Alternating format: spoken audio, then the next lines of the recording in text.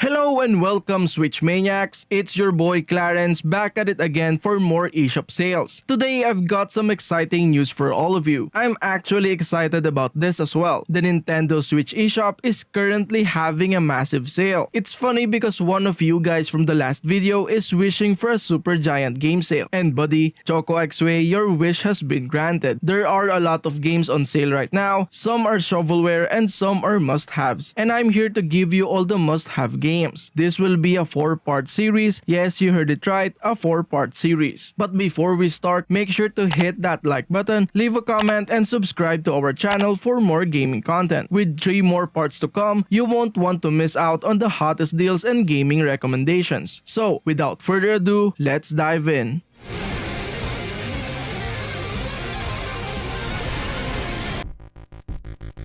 Rogue Legacy is a 2D action platformer game developed and published by Cellar Door Games. The game's plot revolves around a knight who must explore a randomly generated dungeon to find a cure for a genetic disease that affects his family. The game features permadeath mechanic, meaning that you must start over from the beginning of the game each time your character dies. What I really like about this game is the inheritance system, where your character is replaced by one of your descendants upon death. The descendants will be having unique traits and abilities that can be inherited from their predecessor. This inheritance system adds a strategic element to the game, as you must choose which traits to prioritize when selecting a new character. Rogue Legacy is a well-received indie game that has gained a following for its challenging gameplay, unique mechanics, and replayability.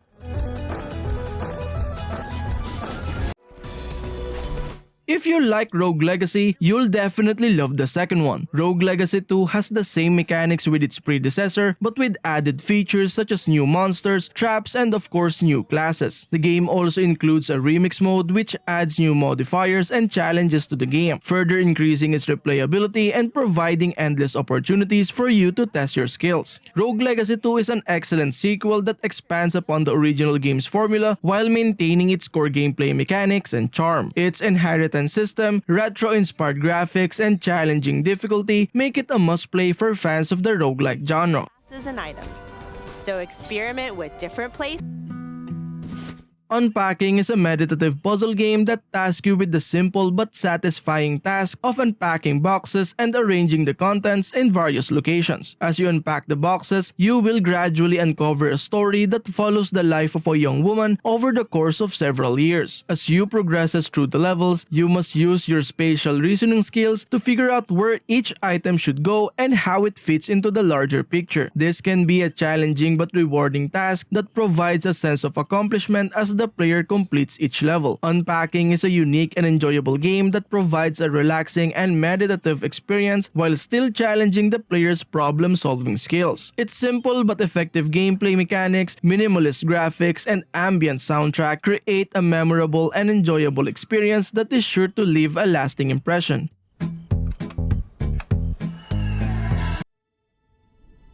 Ori and the Will of the Wisp is actually one of the first games that I got prior to having my Switch. It is a breathtakingly beautiful hand-drawn platformer game that will take you on an emotional journey. You play as Ori, a spirit guardian who embarks on a quest to save the forest of Nibel. The game's mechanics involve exploring different environments, solving puzzles, and fighting enemies with acrobatic movements and magic abilities. One of the best things about Ori and the Will of the Wisp is its stunning visuals and an incredible soundtrack that sets the tone of the game's story. While the game's controls are one of my favorite things about the game, it is so responsive and fluid, which makes it a joy to play. Ori and the Will of the Wisp is an exceptional platformer game that manages to deliver a rich and emotionally satisfying experience.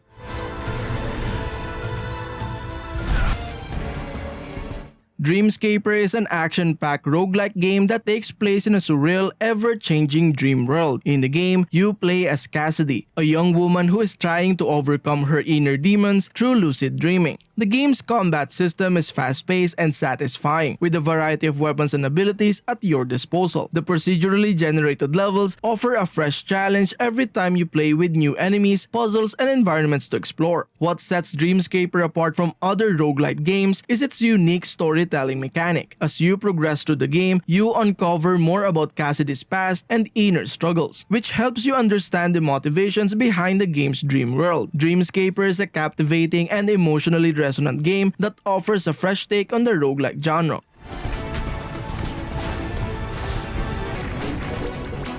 Record of Lodoss War-Deedlit in Wonder Labyrinth is a 2D action platformer game based on the famous anime series Record of Lodoss War. You will control Deedlit, an elf warrior who embarks on a journey through various stages to uncover the secrets of a mysterious labyrinth. The game mechanics are intuitive and easy to learn, with responsive controls that allow for precise movement and combat. The platforming challenges are well designed, with obstacles that require precise timing and creative problem solving to overcome. The combat is satisfying with a variety of weapons and spells that can be upgraded to deal more damage. Record of Lodoss War-Deedlit in Wonder Labyrinth is an excellent addition to the platformer genre, with its compelling story, polished gameplay, and stunning visuals.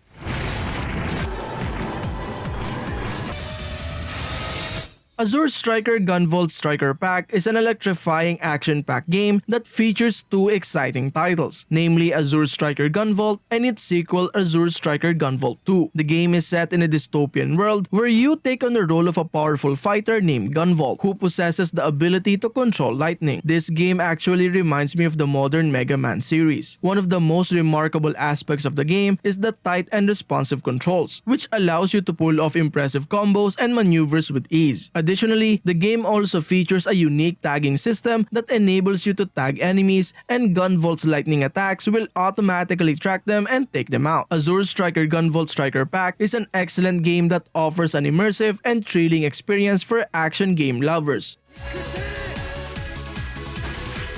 Also has some new tricks up his Blaster Master 02 is a sequel to the original Blaster Master game, released in 1988. The game is a side-scrolling action-packed adventure with a heavy focus on exploration and combat. The story follows Jason as he travels across the galaxy in search of Eve, his lost companion. Along the way, Jason must battle a variety of enemies and bosses, each with their own unique strengths and weaknesses. The gameplay in Blaster Master 02 is fast-paced and engaging, with a variety of weapons and abilities at your disposal. You can upgrade your weapons and equipment as you progress through the game, allowing for even more powerful attacks and abilities. The game also features a non-linear structure with multiple paths to take and secrets to uncover. Blaster Master 02 is an excellent sequel to the original game, offering a fantastic combination of exploration, combat, and upgrades. bitter enemies. Blaster Master 03 is the latest installment in the Blaster Master Zero series. The game combines platforming and shooting mechanics with a Metroidvania-style exploration. The story takes place shortly after the events of Blaster Master 02, and now Jason can jump between the tank and side-scrolling platforming sections to defeat enemies and explore new areas. The game features new and returning characters as well as new upgrades and weapons for the tank and Jason's abilities. Blaster Master 03 offers a challenging experience for both new and old fans of the series. The gameplay is smooth and the controls are responsive, which makes for satisfying combat and exploration. Blaster Master 03 is a great addition to the series, offering an enjoyable and engaging experience that is sure to please fans of the genre. But now, an interdimensional reversal of fate. Cuphead is back. Gunvolt Chronicles Luminous Avenger 9 is a fast-paced 2D side-scrolling game that follows the story of a young warrior named Cuphead, who sets out on a mission to take down a group of rogue adepts, powerful beings with special abilities. Armed with its trusty gun and a range of special abilities, Cuphead battles through hordes of enemies in his quest for revenge. The gameplay of Gunvolt Chronicles Luminous Avenger 9 is fast and frantic, with tight controls and a range of different weapons and abilities to master. One of the standout features of the game is its deep customization system, which allows players to upgrade Cuphead's abilities and weapons, as well as customize his appearance with a range of different outfits and accessories.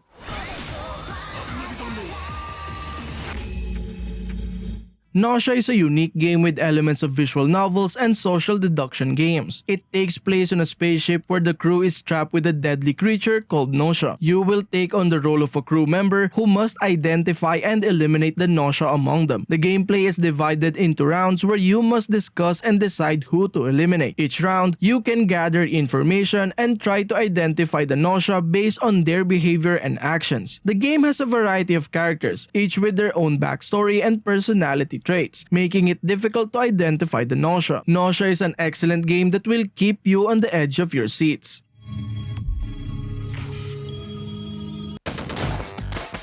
Downwell is an addictive arcade-style platformer game developed by Mutant and published by Devolver Digital. The game's premise revolves around a young boy's adventure as he plunges down a well filled with monsters and treasures. The game's mechanics are simple yet challenging. You must use the boy's gun boots to shoot enemies and navigate through the well's many obstacles. With each level, the game becomes increasingly difficult, requiring you to hone your skills and strategize your moves. One of the game's greatest strengths is its tight gameplay mechanics and retro-inspired graphics, which add to the game's nostalgic charm. Additionally, the game's procedurally generated levels provide endless replay value, making it a game that players can return to time and time again. Downwell is a fantastic game that combines fast-paced action, platforming, and strategy into a thrilling adventure.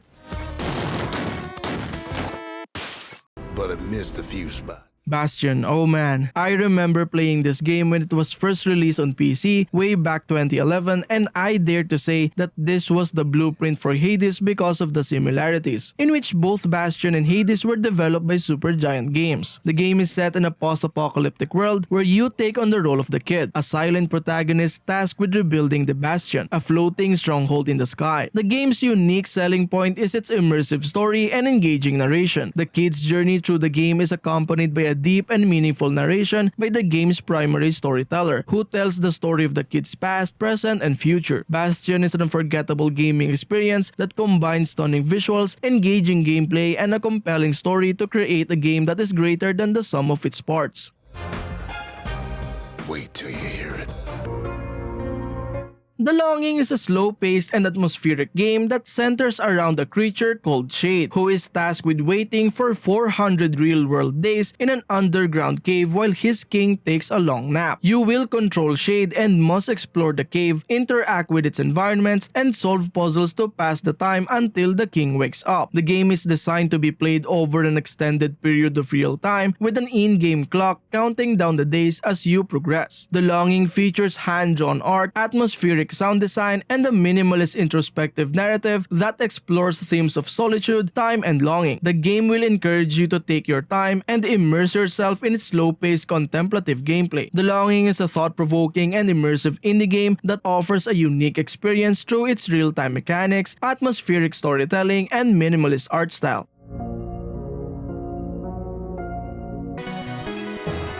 Shovel Knight Treasure Trove is a compilation that includes the original Shovel Knight game as well as all of its release expansion and updates. Players control the titular character Shovel Knight, a brave knight armed with a shovel, as he embarks on a quest to defeat the evil enchantress and save his beloved Shield Knight. Throughout the game, you will traverse through a series of challenging levels filled with enemies, obstacles, and platforming elements, using Shovel Knight's shovel to dig, bounce, and attack foes. Along the way, players can acquire various upgrades and relics that enhances Shovel Knight's abilities, as well as collect treasure and defeat powerful bosses. Shovel Knight is known for its challenging platforming, tight controls, memorable characters, and retro-inspired art and music. It has received widespread critical acclaim for its nostalgic charm, level design, and overall quality, making it a beloved title in the indie game scene.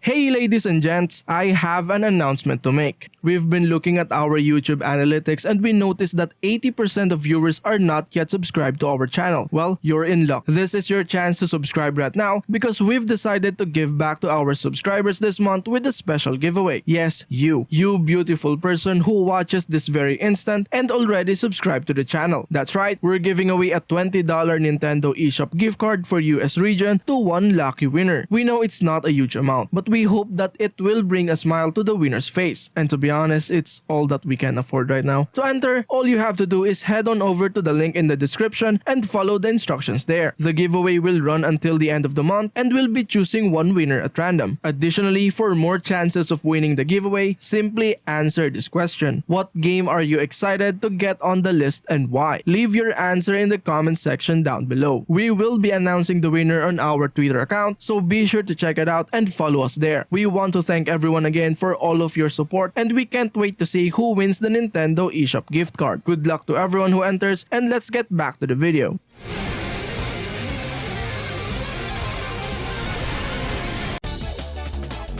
Shovel Knight Pocket Dungeon is a spin-off from the popular Shovel Knight series and features a unique blend of dungeon crawling, puzzle solving, and action gameplay. In Shovel Knight Pocket Dungeon, you will once again control Shovel Knight as he delves into dungeons filled with enemies, traps, and puzzles. However, unlike the previous games in the series, Shovel Knight Pocket Dungeon introduces a new puzzle-based gameplay mechanic where you must strategically match and clear falling blocks to progress through the dungeons. It combines elements of traditional roguelike games with puzzle solving and action-adventure gameplay, creating a unique and challenging experience. As a spin-off from the beloved Shovel Knight series, Shovel Knight Pocket Dungeon has generated excitement among fans for its unique blend of puzzle and dungeon crawling gameplay, as well as its continuation of the charming art, music, and humor that the series is known for.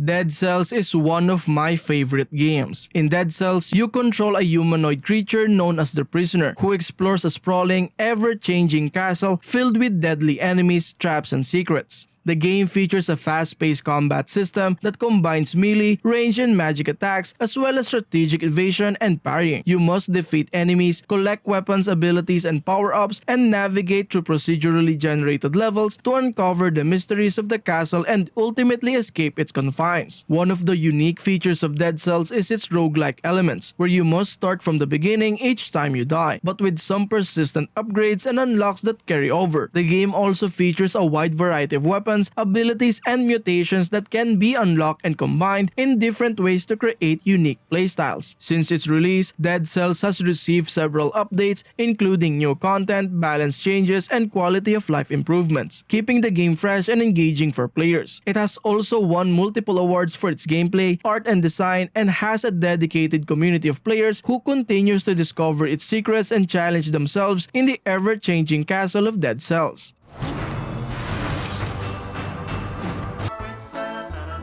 Heave Ho is a physics-based cooperative multiplayer game where players control small circular characters with arms but no legs, tasked with traversing through challenging levels filled with obstacles and hazards. The goal is easy. You have to work together with other players in local multiplayer or online co-op to reach the end of each level by grabbing onto each other's hands and using teamwork to overcome obstacles. Heave Ho's unique blend of physics-based gameplay, cooperative multiplayer mechanics, and humorous presentation has made it a hit among players who enjoy local multiplayer games with a mix of challenge and silliness. It is often praised for its intuitive controls, engaging gameplay, and social interaction among players, making it a popular choice for couch co-op or online multiplayer sessions with friends and family.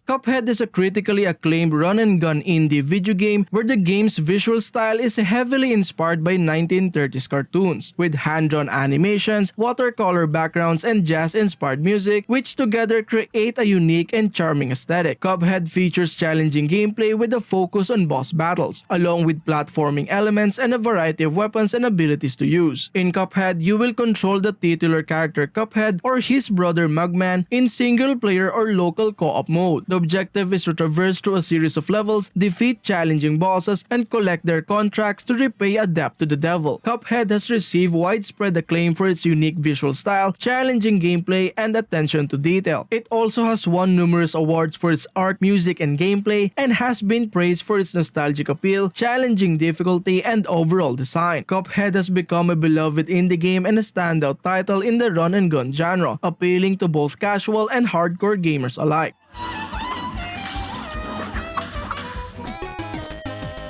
The Messenger is an indie action platformer video game that pays homage to classic 8-bit and 16-bit era games, with retro-style graphics and chiptune music while also incorporating modern gameplay mechanics and design elements. The game features tight platforming, challenging combat, and a time-traveling story that unfolds as you progress through the game. In The Messenger, you will control a ninja tasked with delivering a scroll to save his clan from an evil demon army. The game starts as a linear 2D action platformer with a ninja protagonist armed with a simple sword, but it later evolves into a more open-ended exploration-based game with Metroidvania-like elements. As you progress through the game, you will gain new abilities and weapons such as grappling hook and shurikens, which allow you to traverse new areas and defeat increasingly challenging enemies and bosses.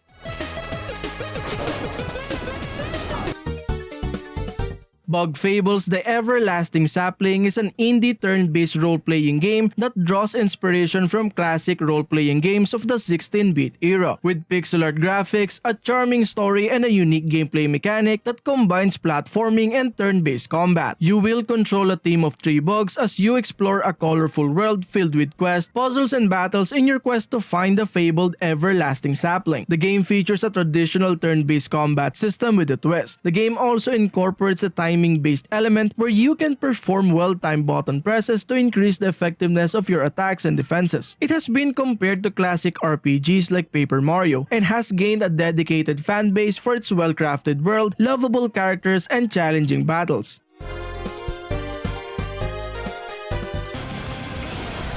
Hades is an action roguelike game and is one of the best games ever. You will take on the role of Zagreus, the prince of the underworld, as he attempts to escape from the realms of Hades and reach the surface to reunite with his mother, Persephone. Along the way, you will encounter various mythological characters from the Greek mythology, battle hordes of enemies, and upgrade your abilities and weapons. One of the key elements of Hades is its roguelike mechanics, where players must manage resources, make strategic decisions, and adapt to the randomized challenges of each run. Along the way, players can meet various characters in the underworld, build relationships, and uncover the rich story and lore of the game through engaging dialogue and interactions. With its challenging gameplay, compelling story, and unique blend of action and roguelike mechanics, Hades has won numerous awards and has gained a dedicated fanbase.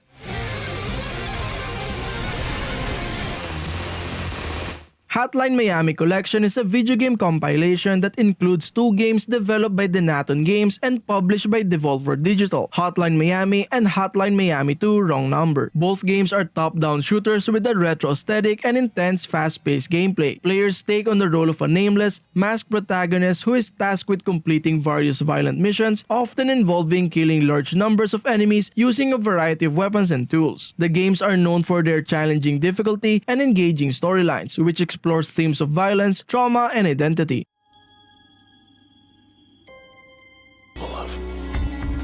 Transistor is an action role-playing game and you will be in control of a character named Red, a singer who wields a powerful weapon called the Transistor. The game is set in a futuristic city called Cloudbank, and the story follows Red's journey as she battles against robotic enemies and unravel the mystery surrounding the Transistor and the city's downfall. Transistor features a unique gameplay style that combines real-time action with strategic planning. You can actually pause the game at any time to plan out your moves, strategically positioning Red and using the Transistor's abilities to defeat enemies. The Transistor is both a weapon and a tool for solving puzzles, and it can be upgraded with various functions and grant new abilities and attacks. As you can see on the game footage, Transistor has been praised for its unique gameplay, compelling story, memorable characters, and atmospheric presentation. And uncover even. Disco Elysium: The Final Cut is a role-playing video game that is set in a fictional city of Revachol, where you will assume the role of a detective who has lost his memory and is investigating a murder case. The game features an open-world environment and you can interact with various characters and objects to gather information and progress the story. The game has a unique skill system where you can develop your character's skills through various actions and interactions. Disco Elysium: The Final Cut is an enhanced version of the original game, featuring new content such as additional voice acting and quests. The game has received critical acclaim for its writing, characters, and world building, winning multiple awards including the Game Awards 2019's Best Narrative Award.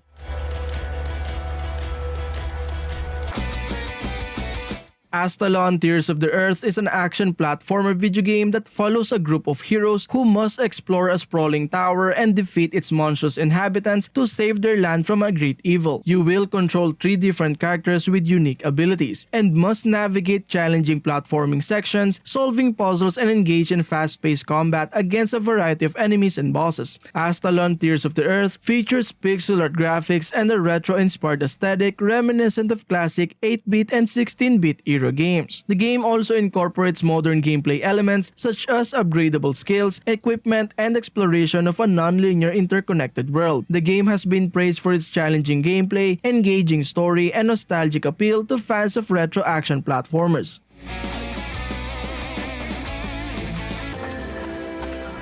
A Boy and His Blob is a puzzle platformer video game where you will control a young boy named Boy, who befriends a shape-shifting alien blob. Together, Boy and Blob embark on a quest to save the blob's home planet from an evil emperor. Players must navigate through a series of platforming levels filled with puzzles and challenges, utilizing the blob's abilities to transform into different objects and forms to solve environmental obstacles and defeat enemies. A Boy and His Blob has been praised for its unique gameplay mechanics, creative puzzles, and heartwarming story. It actually offers a nostalgic experience for players who enjoyed the original 1989 NES games of the same name, while also appealing to new players with its updated graphics and modernized gameplay.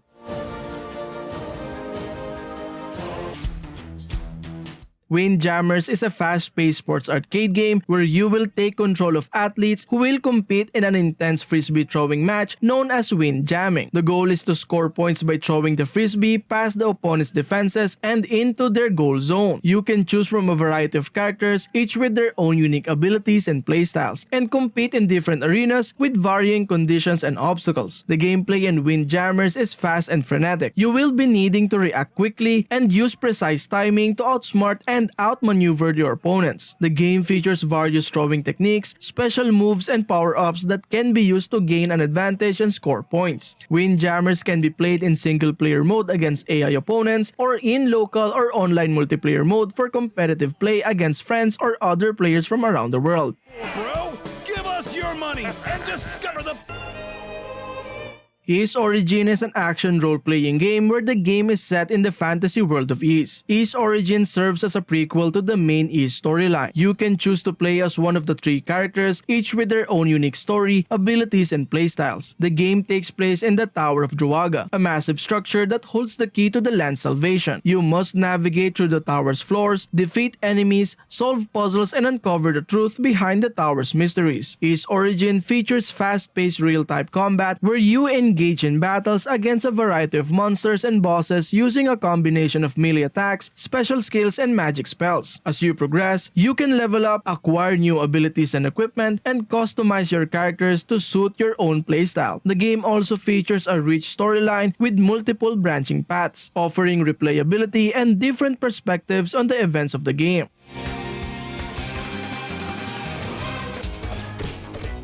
Teenage Mutant Ninja Turtles Shredder's Revenge is a side-scrolling beat-em-up video game that is inspired by the classic Teenage Mutant Ninja Turtles arcade games of the 1990s and is a nostalgic throwback to the TMNT franchise roots. You will take control of Leonardo, Michelangelo, Donatello, and Raphael, the iconic crime-fighting turtles, as they battle their way through hordes of enemies in a bid to defeat the villainous Shredder and his Foot Clan. The game features classic beat-em-up gameplay with fast-paced action, combo-based combat, and cooperative multiplayer, allowing up to 4 players to team up locally or online to fight together. The game pays homage to the beloved 1987 animated TV series and features pixel art graphics and retro-inspired soundtrack that captures the nostalgic charm of the TMNT franchise. You can expect to face familiar enemies such as Bebop, Rocksteady, and the Foot Clan soldiers, as well as iconic locations from the TMNT universe, including the streets of New York City and the Technodrome.